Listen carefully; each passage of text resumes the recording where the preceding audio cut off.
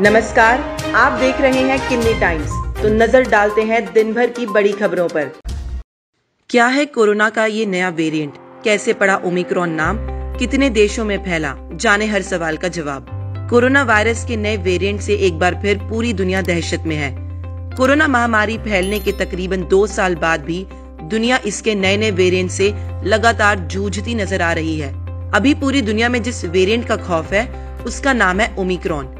विश्व स्वास्थ्य संगठन WHO की एक समिति ने कोरोना वायरस के नए स्वरूप को ओमिक्रॉन नाम दिया है और इसे बेहद संक्रामक चिंताजनक स्वरूप करार दिया है।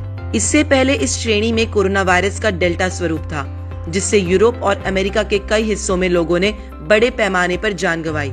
इस वेरिएंट पर वैक्सीन कितनी असरदार है, इसका अंदाजा भी लगाना मुश्किल है। कोरोना वायरस के नए स्वरूप के सामने आने के बाद से दुनिया के विभिन्न देश दक्षिण अफ्रीकी देशों से यात्रा पाबंदियां लगा रहे हैं, ताकि नए स्वरूप के प्रसार पर रोक लगाई जा सके।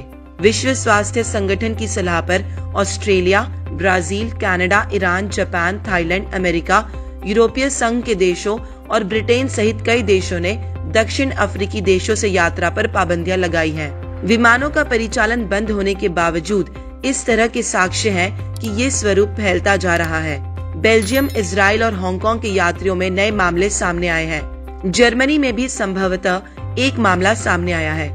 हॉलैंड के अधिकारी दक्षिण अफ्रीका से आने वाले 2 विमानों में 61 यात्रियों के कोविड-19 से संक्रमित पाए जाने के बाद नए स्वरूप की जांच कर रहे हैं। अभी वास्तविक खतरों का अंदाजा नहीं।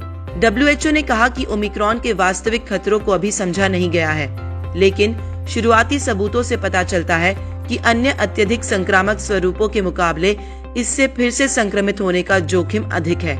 इसका मतलब है कि जो लोग कोविड-19 से संक्रमित हो चुके हैं और उससे उबर गए हैं, वो फिर से संक्रमित हो सकते हैं। हालांकि ये जानने में हफ्तों का वक्त लगेगा कि क्या मौजूदा टीके इसके खिलाफ कम प्रभावी हैं। WHO समेत चिकित्सा विशेषज्ञों ने इस स्वरूप के बारे में विस्तार पूर्वक अध्ययन किए जाने से पहले जरूरत से ज्यादा प्रतिक्रिया देने के खिलाफ आगाह किया है। लेकिन इस वायरस से दुनिया भर में 50 लाख से अधिक लोगों की मौत के बाद लोग डरे हुए हैं। क्या है ये वेरिएंट? इस नए वेरिएंट का औपचारिक नाम B.1.1.529 है। दक्षिण अफ्रीका के national institute for communicable diseases NICD ने अभी तक इसके 22 मामले सामने आने की पुष्टि की है। सबसे पहले ये दक्षिण अफ्रीका में ही पाया गया। इस वेरिएंट में कई म्यूटेशन है और इनकी वजह से वायरस के काम करने के तरीके में बड़े बदलाव आ सकते हैं। संस्थान ने ये भी कहा है कि जीनोमिक विश्लेषण चल रहा है और संभव है कि और भी मामले सामने आए। विश्व स्वास्थ्य संगठन की कोविड-19 तकनीकी टीम की प्रमुख मारिया वान करखोव ने बताया कि वेरिएंट का दक्षिण अफ्रीका में पता लगाया गया और इस समय इसके 100 से भी कम पूरे जीनोम सीक्वेंस उपलब्ध हैं। आखिर कैसे पड़ा ओमिक्रॉन नाम? WHO नए वेरिएंट का नाम ग्रीक वर्णमाला के शब्दों के मुताबिक देता है। ओमिक्रॉन ग्रीक वर्णमाला का 15वां शब्द है। WHO ने इससे पहले आने वाले 2 शब्द का नाम किसी भी वेरिएंट को नहीं दिया है। इन छोड़े गए दोनों शब्दों का नाम न्यू और शी है। कहा जा रहा है कि चीनी राष्ट्रपति शी जिनपिंग के नाम से समानता होने के कारण ही शी शब्द को छोड़ दिया गया है। वहीं न्यू यानी नए उच्चारण की वजह से छोड़ दिया गया है। 9 देशों में फैला ओमिक्रॉन वेरिएंट। ओमिक्रॉन वेरिएंट पिछले 4 दिनों में 8 देशों तक पहुंच गया है।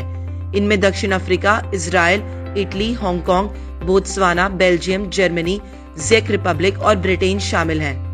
फिलहाल अभी राहत वाली बात यह है कि भारत में अब तक इस नए वेरिएंट का कोई मामला सामने नहीं आया है। फिर भी केंद्र ने सभी राज्यों और केंद्र शासित प्रदेशों से सतर्क रहने का आग्रह किया है। शनिवार को प्रधानमंत्री नरेंद्र मोदी ने भी इस वेरिएंट के खतरे को भांपते हुए हाई प्रोफाइल मीटिंग ली और अधिकारियों को अंतर्राष्ट्रीय उड़ानों के लिए फैसले की फिर से समीक्षा करने के निर्देश दिए हैं। ओमिक्रॉन पर वैक्सीन।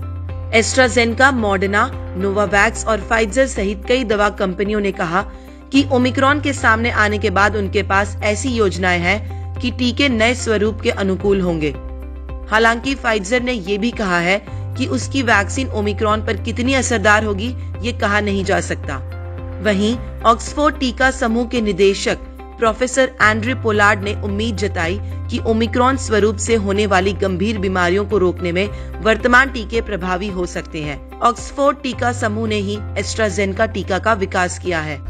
तमाम बड़ी खबरों के लिए बने रहिए किन्नी टाइम्स के साथ। वीडियो को लाइक करें, चैनल को सब्सक्राइब करना ना भूलें।